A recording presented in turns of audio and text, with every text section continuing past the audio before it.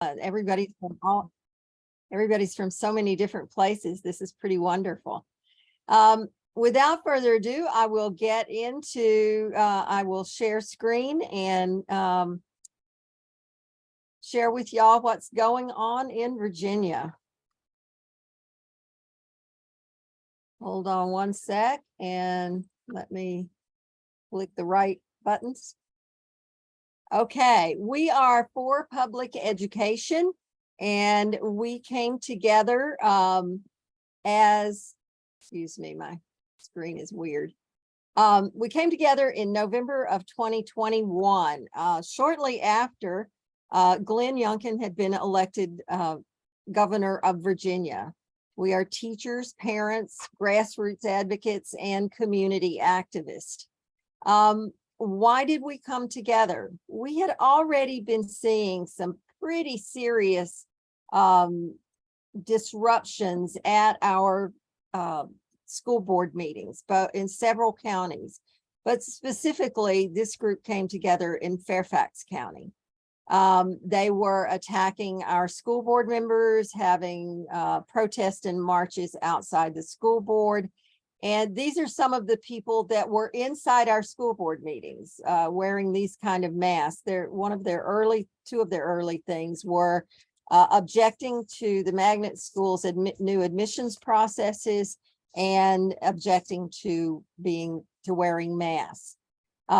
We also were getting a lot of serious threats to people. The email on here, I'm going to read this even though it's got some pretty foul language in it. To one of our school board members, listen, you bitch, quit telling us what to do. You're burnt like an old moldy piece of toast, a liberal twat, a cancel culture cunt, a woke wombat, a freaking fascist, go live in Cuba. That's the kind of things that our school board members were receiving, including threats that said, I know where your kids go to school.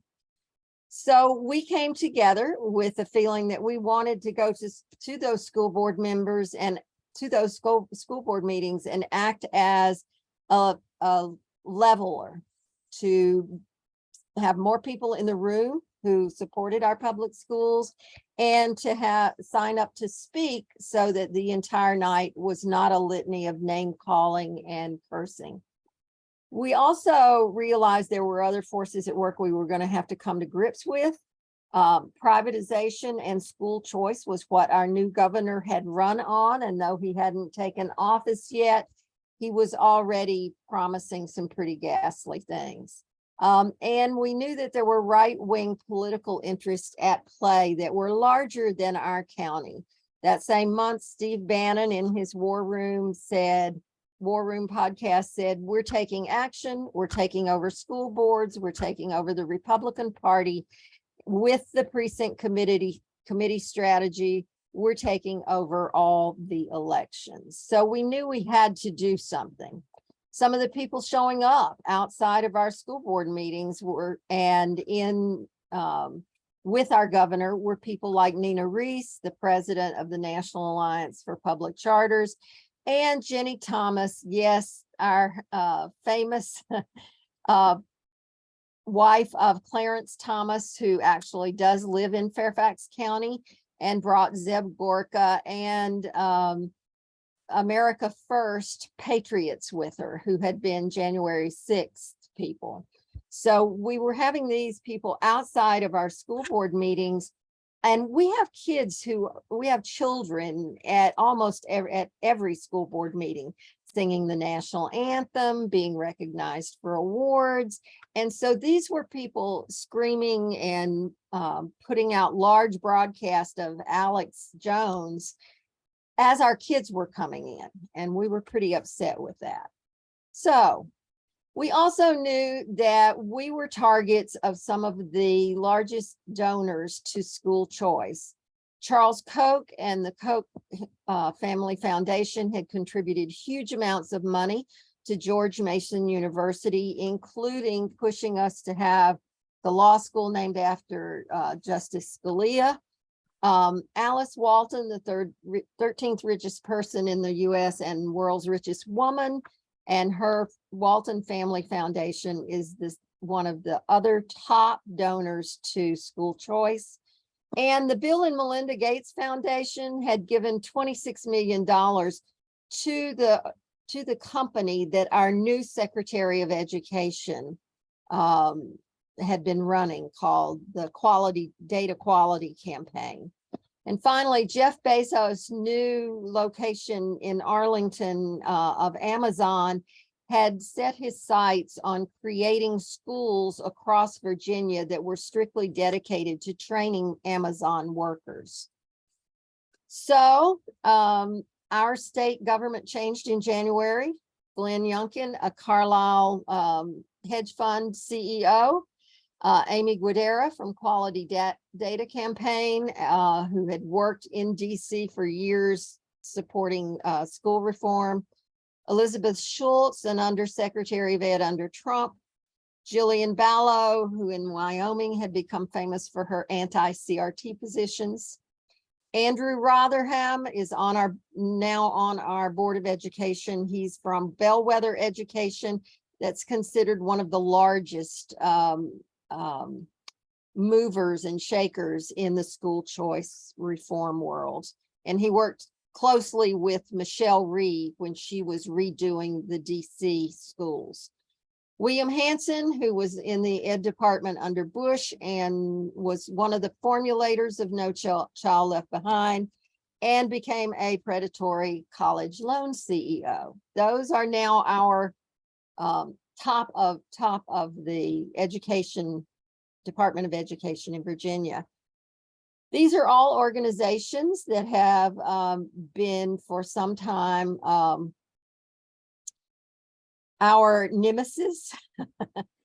If you start in the center, those are local Fairfax County and Arlington County. If you go further out, these are all fake AstroTurf groups in the center who are being funded by people like Jenny Thomas's Independent Women's Forum, which was originally formed to get her husband into the Supreme Court, and now organizes Republican women all across the country and has huge amounts of donations from assorted think tanks like AEI and various ones. Around the outside, you also have on the far left lots of groups that are now national groups seeking to disrupt public education.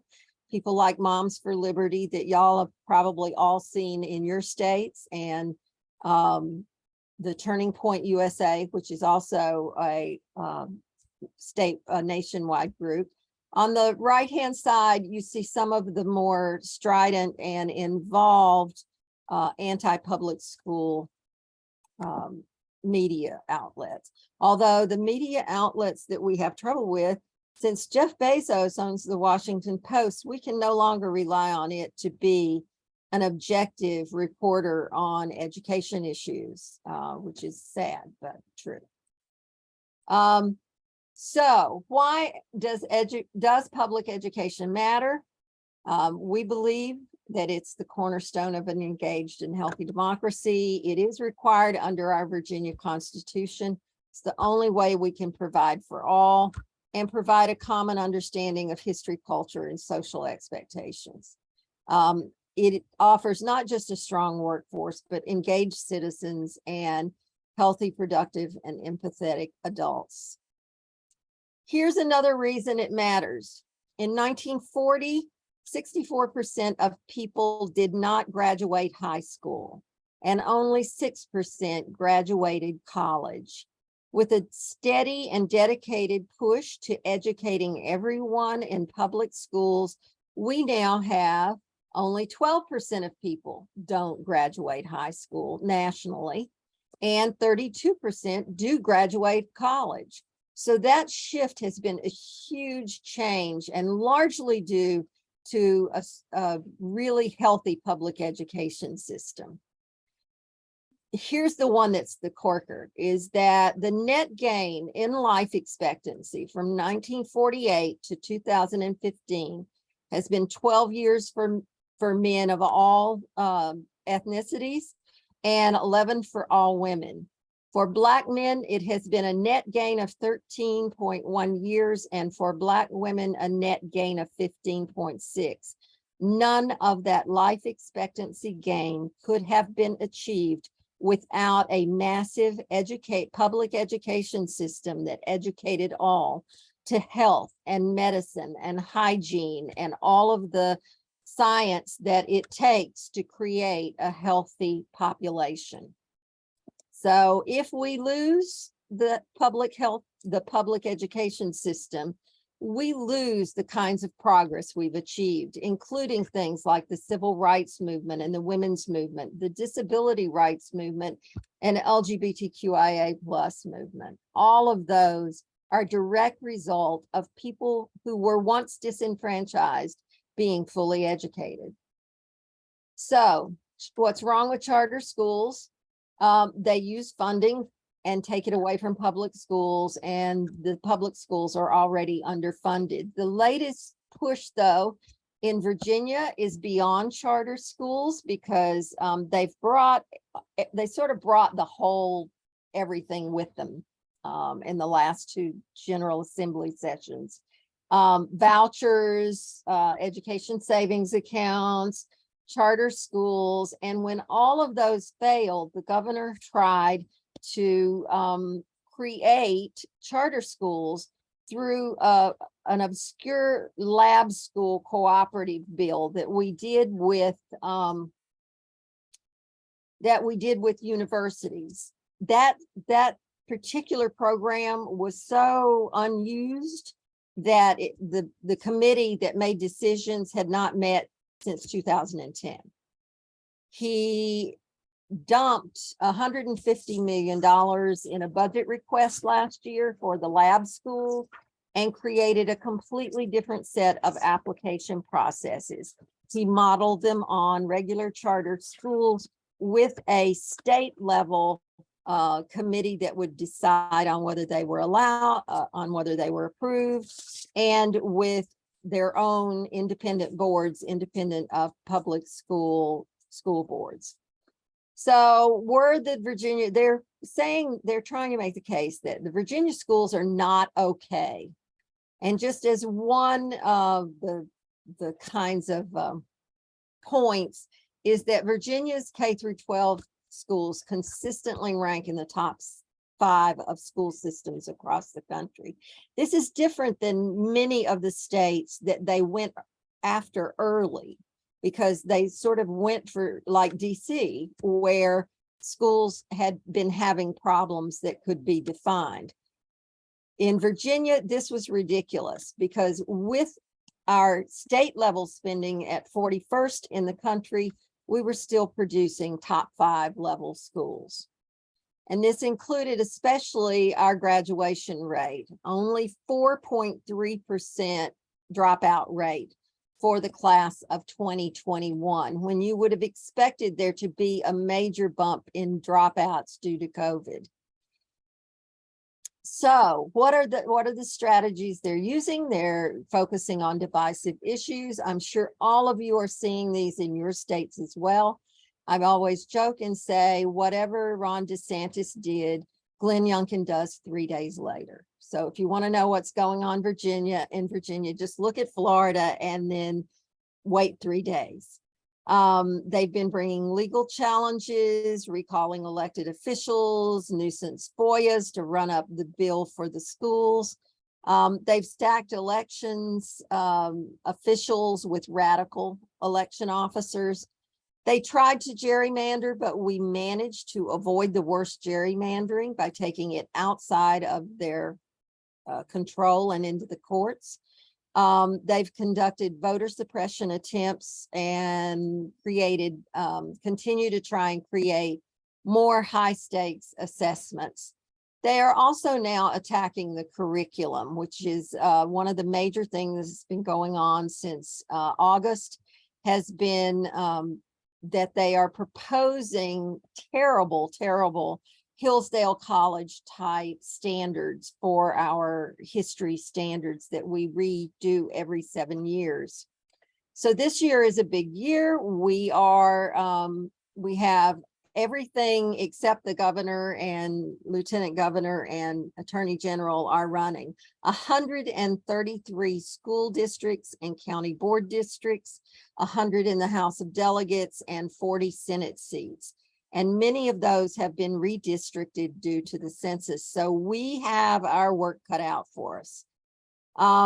What are we doing about all this? We have built coalitions and continue to build them. Louisa, who is here with Indivisible, has been, or with Virginia Grassroots, I'm sorry, has been one of our wonderful allies and colleagues along the road. Other groups like Loudon for All, Virginia Parents for Public Education, that is in the Chesterfield area, all of our labor folks. We have literally built coalitions all the way across the state, from down in the far western corner, up through the valley and to the Tidewater. And all of these groups, including our ethnic interest groups, like the Hamke Center and the NAACP, have all come together to work on this issue with us. And so we also have something that I hope, if you are not connected with, you will connect with your own. We have an analysis, a fiscal analysis think tank called the Commonwealth Institute for Fiscal Analysis, that has been invaluable in doing this, in helping us with the data we need. So the second thing we're doing is identifying who makes the decision. We've had to reach outside of our normal just get Dems elected model, and had to educate our Dem candidates, but also identify where the policies are coming from, because they're going rogue with using executive orders and regulatory policies that are not actually quite legal. So that has changed. Our goal is to have a candidate in every race, from the smallest race to the largest, so that no anti-public schools candidate runs unopposed. We've done a lot of things in our messaging. We are working to keep strong and grow stronger. We have a website with a weekly newsletter and blogs. We also have social media that we work to max our algorithms and stuff. We have a YouTube channel, and we have presented a statewide summit. So what do we have to do? We have to take this threat seriously, understand the motivations and sources, which are both money and a deeply embedded libertarian philosophy that no government program is a good program that is challenging us. We have to educate, strategize, and speak up to our friends, to our families, to our colleagues, and everybody be all in for public education. Thank you. If you have more questions, this is our website, and you can certainly ask questions later. Thanks.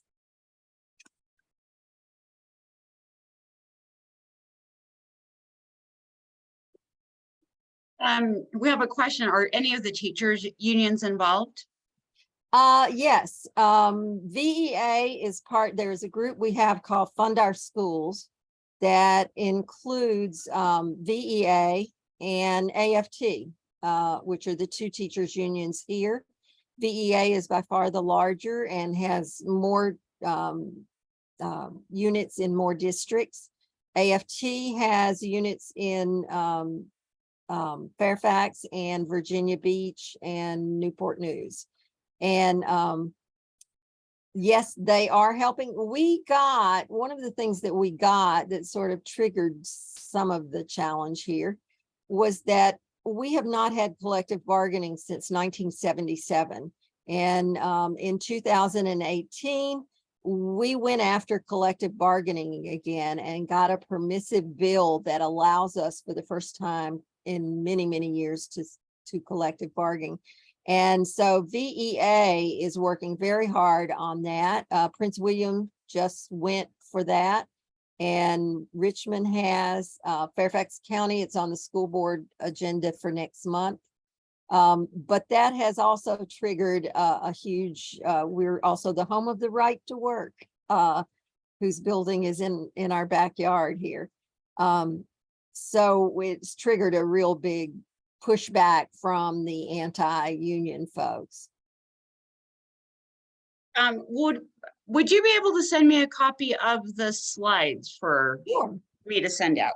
So Oh, sure. I've seen a couple of those questions, so I can get that sent out to everybody in the next day or two. Sure. And then I know Catherine had sent me some great stuff. I was just going to do a quick share on some messaging guidance, which I thought was really helpful. You know, the most effective, these laws prevent students from getting the true history of our country, the good and the bad. These laws are being used to stop children from learning about historical figures like Ruby Bridges and Martin Luther King. They're being used to ban books by Pulitzer Prize winning authors. You know, talking about what students need to learn, you know, helping students understand the contributions and struggles of different groups of people and communities, and updating instructional materials to feature a broad range of diverse people, races, and perspectives. And the last one is creating classrooms where students feel accepted and valued, regardless of race, gender, identity, religion, or anything else. So I thought that was That is a good one. And we at our summit had a workshop Fanal Norton did on messaging that included some of that kind of stuff. And we'll be presenting webinars on that too in the near future again. But those are good, excellent messaging bits. yeah, and I know, you know, I'm in Utah, and one success I've had calling some of the reps and people on this is, you know, putting it back on them going, well, isn't it up to me to decide what books my children read? Why are you trying to make that decision for me?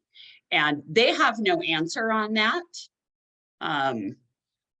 Because, you know, they've been all about freedom. And so flipping it back on them, you know, they've been very flabbergasted. So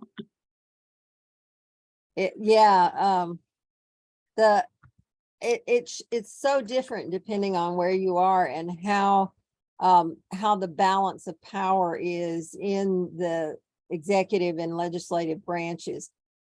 We have been fortunate the last 2 years because although we lost the governorship and lost the House, it's still a split, and the Senate, the Dems have a 4-member majority, and in the House, the Republicans have a 4-member majority. So this year, in terms of the legislature, if we can hold on to our 4-person majority in the Senate and gain 4 seats in the House, we will seriously impair Governor Youngkin's ability to attack the schools.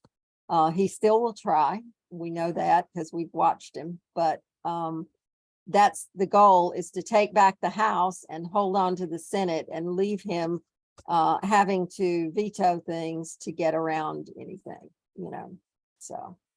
yes. And, you know, just for those who don't remember, Virginia flipped the first seat of the year this year. So.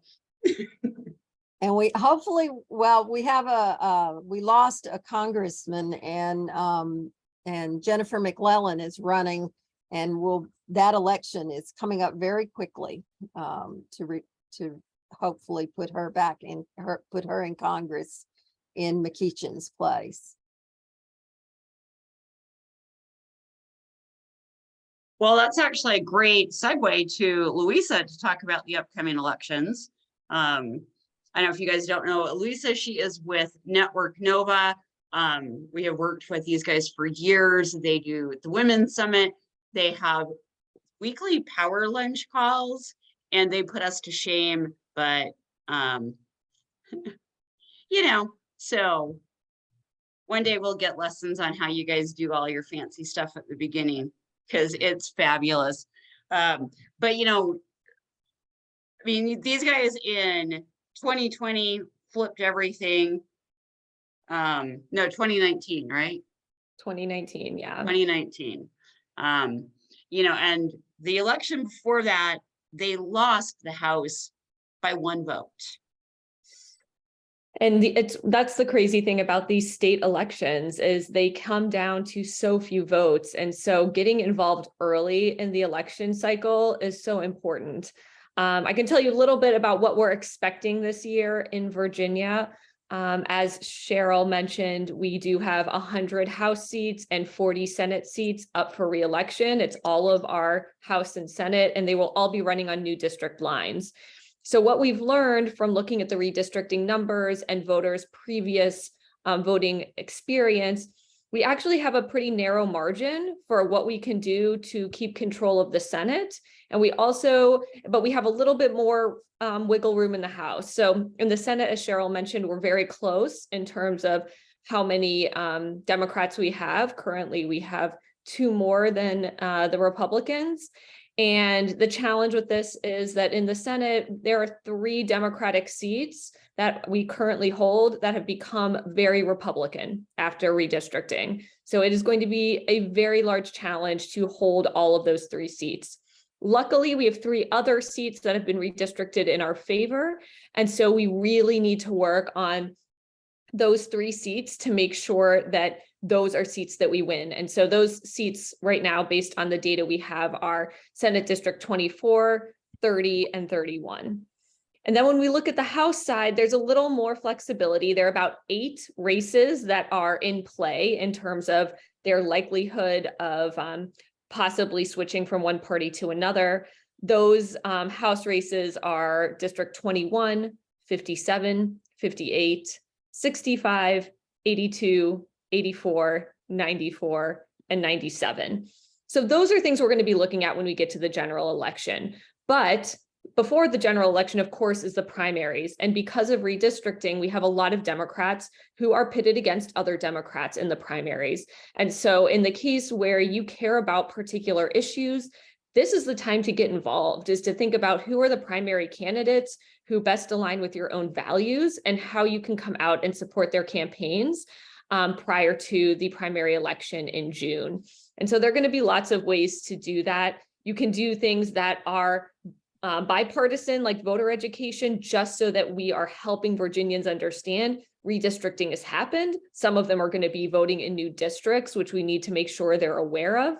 But we also need to let them know that there are going to be multiple Democrats on the ballot in many of these important seats and that they have really difficult and important decisions to make. So we're going to be trying to find ways to share voting records of these legislators and candidates, giving people the opportunity to learn more about the decisions they'll be making. We'll be asking them to make in June.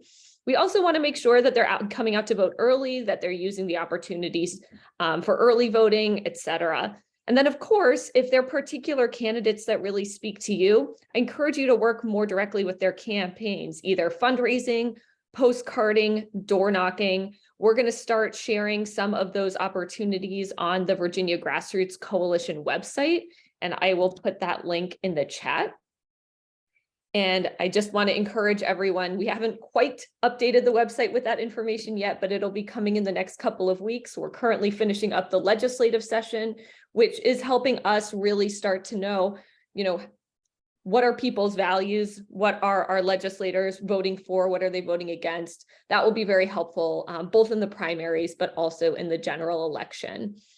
And I also wanted to share 2 links from Blue Virginia, which has covered some of these contested primary races. So you can start to see which are some of the Democrats who are going to be running against each other.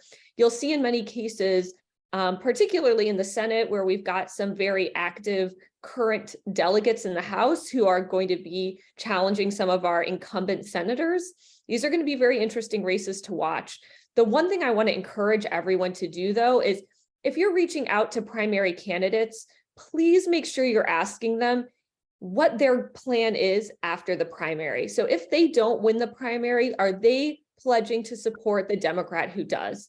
We want to make sure that these are not divisive elections. We want to make sure that we are helping support and grow the Democratic electorate, not making them feel like, oh, they're going after each other, that they're negative messaging and negative ads. We want to make sure that this is a supportive campaign. So if you are going to get involved in the primary elections, please make sure that part of your communication with those candidates is the expectation that they are going to come out and support the Democrat who wins, because we are going to need to support all the Democrats we have coming out of the primaries on the ballot in November to make sure that we flip that House and hold our and potentially grow our majority in the Senate. As Cheryl mentioned, it's really our only opportunity. This is the only way we're going to be able to continue to fight Governor Youngkin while he's still in office. I did see that there was a question in Q&A. In Virginia, we're a strange state. The governor can only hold the governorship for one term, then he has to take a break, could come back after 4 years and run again. But as we saw with McAuliffe, that did not work out so well. People in Virginia really believe that, you know, the governor gets that one term to really show what change they want to make in the state. So it will be very interesting to see who does end up running for governor in a couple of years in Virginia. But I think how the elections turn out this year will really signal both to Democrats and Republicans what the voters are looking for, what values the voters have, and what they're expecting from their elected officials. That's going to set the stage in a very important way for that gubernatorial election. You know, and especially talking about school boards, you know, that's who turnout in these state house and state senate races are going to affect who's elected. And this is an off year.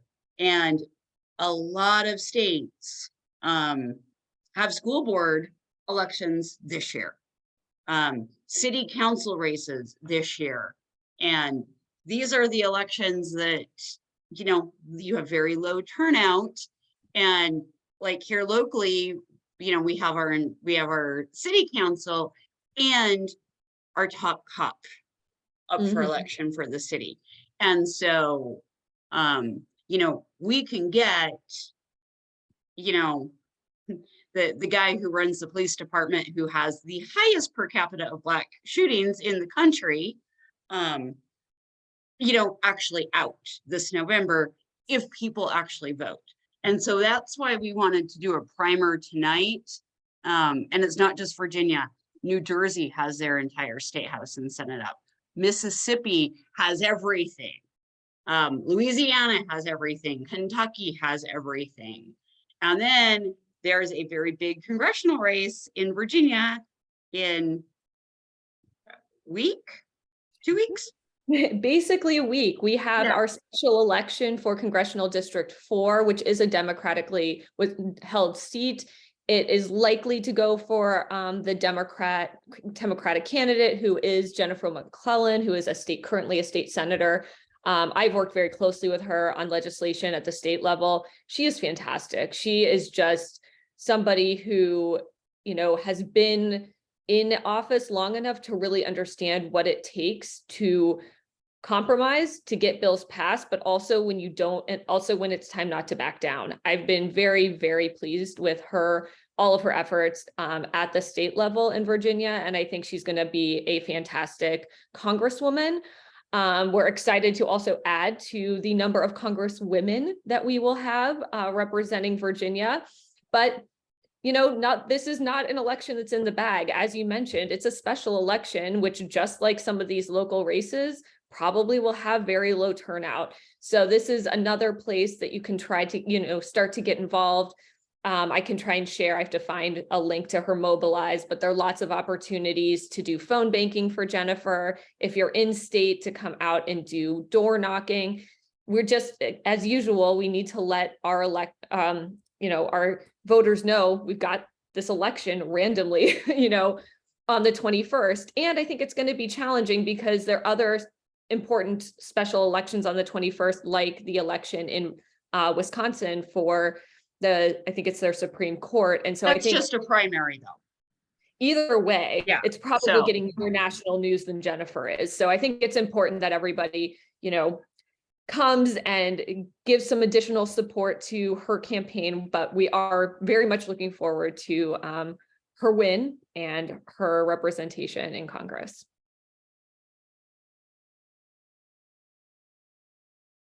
Is there any postcarding or letter writing from out of state that people can do? Probably for Jennifer's campaign, it's a little late because it is in a week, but I would suggest, trying to sign up for phone banks. That's going to be really important. We've also been hearing that more people are picking up phones, or, leaving messages also are super helpful, just to remind people how important the race is and to make sure that they come out and vote. There may be some text banking, so if I can find that information, I'll share it with you. But yeah, those would probably be, for people out of state, the best ways to support the campaign. I mean, donations are always helpful as well, but yeah, I would say just committing to a couple hours of phone banking, even day of the election, can be very helpful. Specifically, we saw in her primary election that a lot of the Democrats did not come out to vote until after they worked that day. So that means you have all morning, really, and early afternoon to get on the phone, talk to those Democratic voters and remind them this is a critical special election, please come out, and that they have until 7 p.m. to vote. Okay, I just found her Mobilize link. And so there are 12 events coming up over the next week. Fantastic. So, this is all going to be about turnout. So if we don't, turn out, we never know what's going to happen in a special election. So. Very true. And again, this is setting the stage for the rest of the elections in Virginia this year. So if somehow Democrats don't come out to vote and we lose this seat, that's really, really, I think, going to be problematic, and will give a lot of, energy to the Republican Party. So for those of you who can, please, pick one or two of those events that Jennifer's holding and find a way to help get out that vote.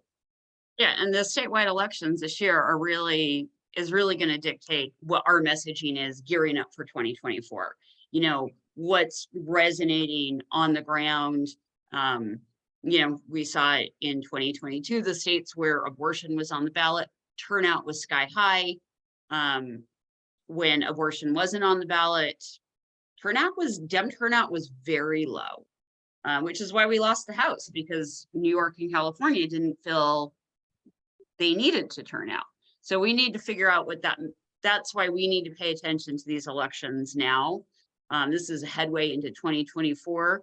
And, this is going to make or break our momentum this year. If we have good momentum out of Virginia and New Jersey and, pick up some of these seats in these red states, that's great momentum going into 2024. Absolutely. And again, what it also does is it's, mobilizing these voters. So if we can get these voters to vote this year, they're definitely going to be voting in 2024, right? 2024 is a typical year, but if we can get them to start thinking about what are the issues that matter to them now. Again, abortion will be on the ballot in Virginia because our governor has been threatening in many ways to limit abortion access. And the only reason that that's not happening, that his bills and his colleagues' bills are not getting passed, is because we have that slim majority in the Senate.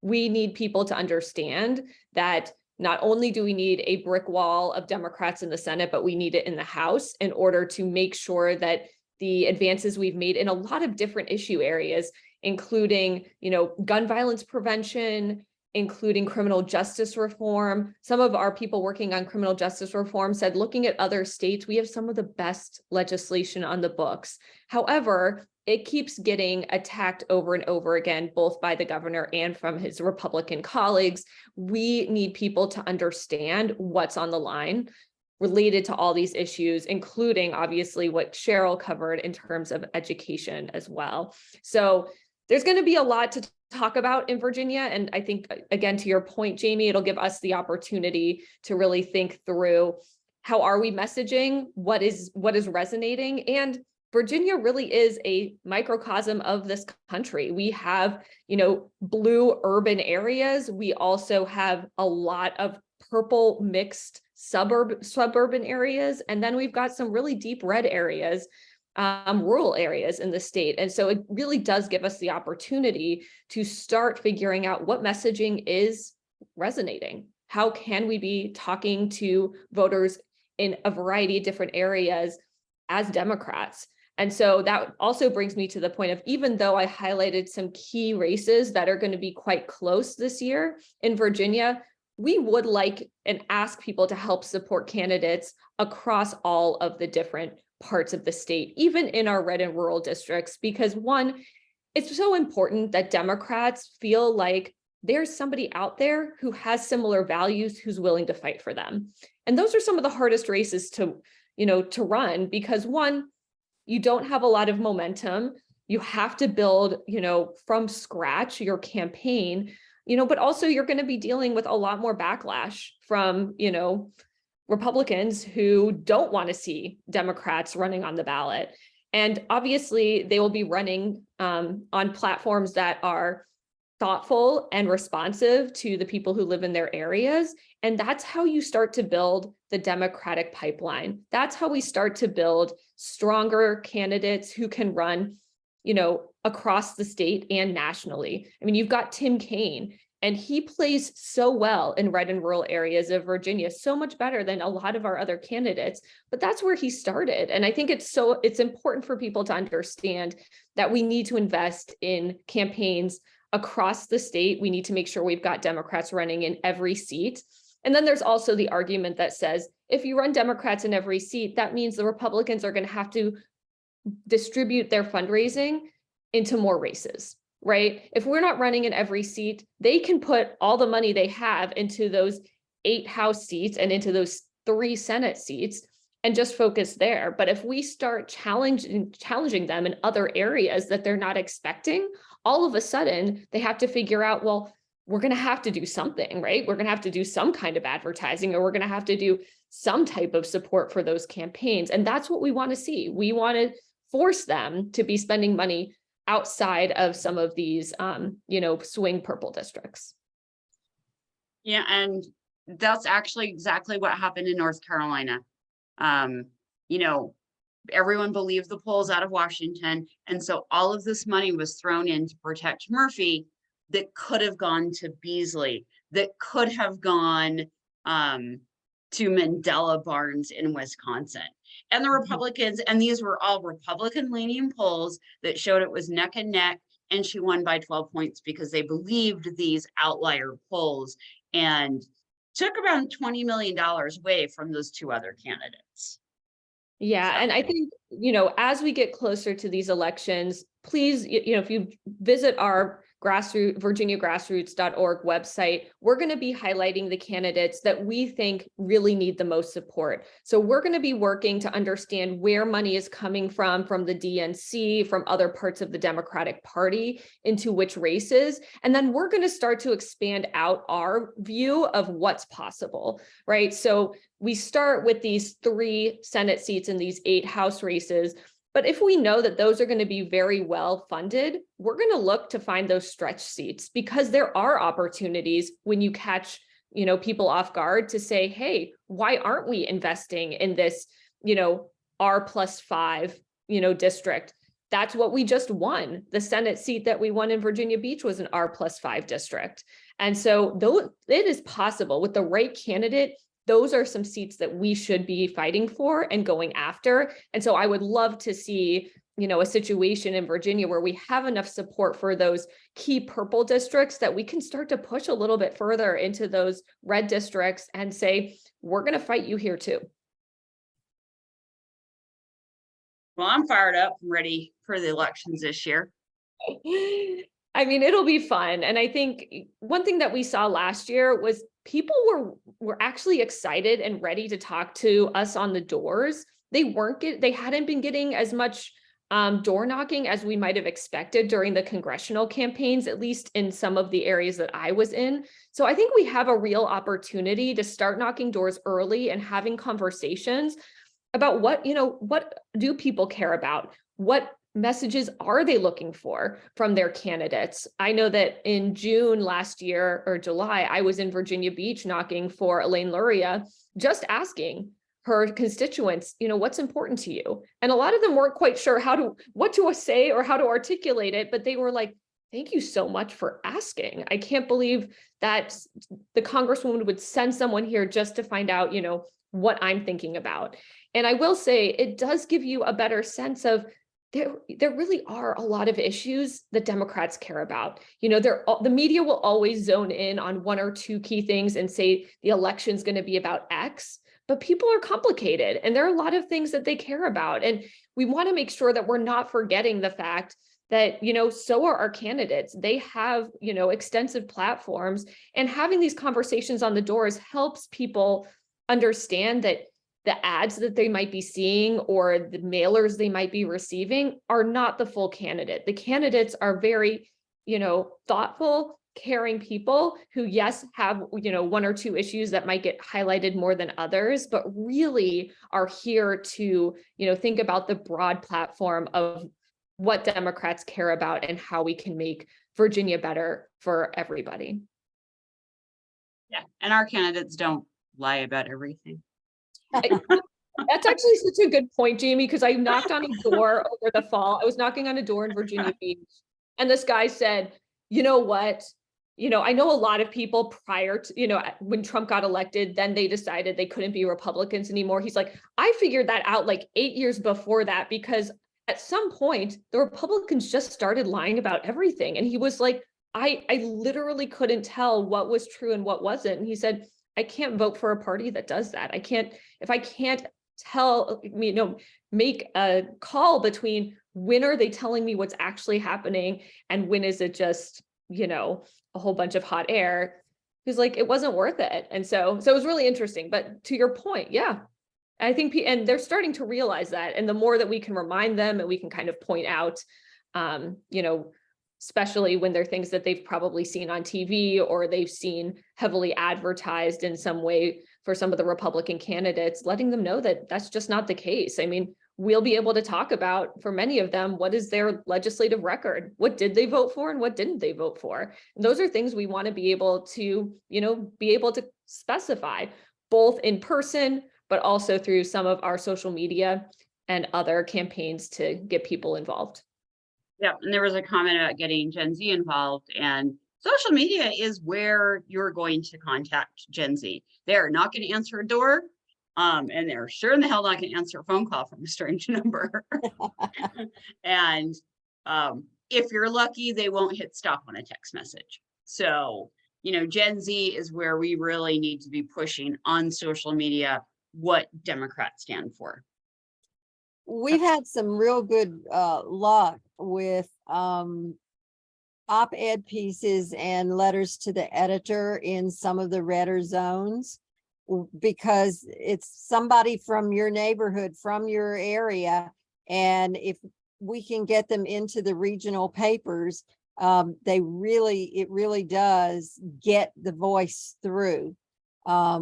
And we also are mapping not just the red and blue kinds of stuff that we would normally do, but really tracking where are the local voices and outlets, and do we have people on the ground there who can speak in that area, in that neighborhood? Because I think a lot of these incumbents who are anti-public schools, they have voted against, the elementary school in your town. And that, particularly on buildings and that sort of thing, the education issues are very popular with people, rank and file people, because they care about it's how their community is built, what it's built around. And so I think a lot of the voting records this year are really going to haunt some people in November. Yeah, and education is one that, Gen Z is going to care about. Whether it's their student loan debts that are going to be coming up, or what classes they're going to be able to take. So this is going to be a huge thing going into this year and next. Yeah, and I think to Cheryl's point, we are, as much as possible, trying to, personalize, customize these messages, getting people to talk about what's happening within their own communities. We're going to have the opportunity to do that with education, with the school boards. We're going to have the opportunity in a number of places because our Commonwealth attorneys, which are our attorney generals, are being reelected. And that's going to bring up a whole series of conversations around criminal justice reform and what we think that reform should be looking like in our own communities. We've got sheriffs up for reelection. So again, talking about policing and what the role is and what those partnerships could look like. So it really leads to the opportunity to have more in-depth community conversations about these issues.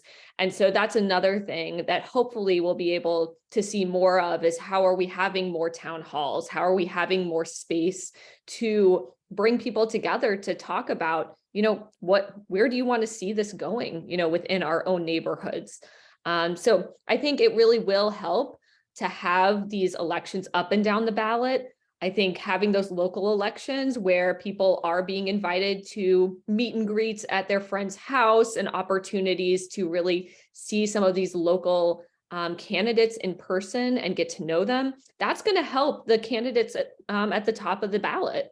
Since we aren't going to have a statewide or a congressional race on the ballot, we need to figure out how are we getting these voters excited and getting them wanting to come out and vote. And some of that's going to be those local races. Well, I want to thank you guys so much for coming. This was great. And I'm going to shoot it over to Nick to wrap us up. Yeah, thanks, Jamie. Thank you, Cheryl and Louisa. Amazing, great presentations, conversations, great questions from everybody on the call. Really excited to have carved out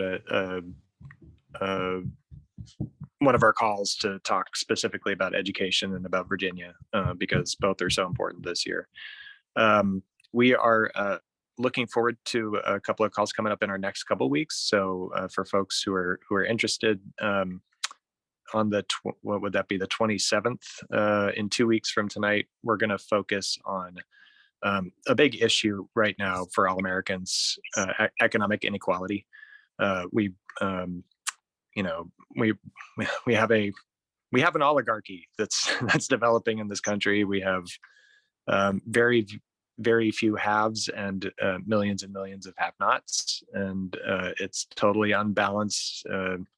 Our economy is unbalanced in a way that it hasn't been since just before the Great Depression, and it's a huge issue. So we're going to talk about messaging that, about the importance of the recent developments in unionization and the drive for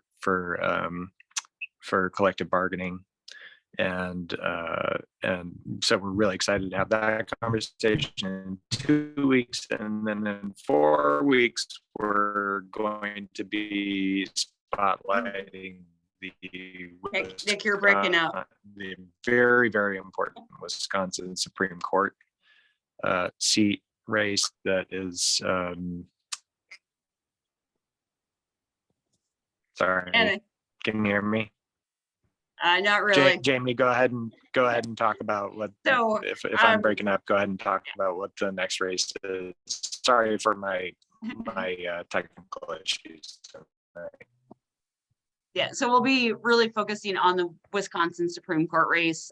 We wanted to wait until after the primary because there are 2 great candidates running for Democrats, and we wanted to stay out of that. So stay tuned for that.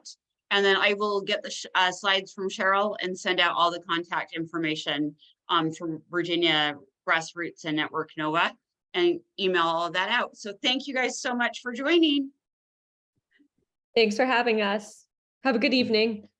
Bye, guys. Bye. Thank you.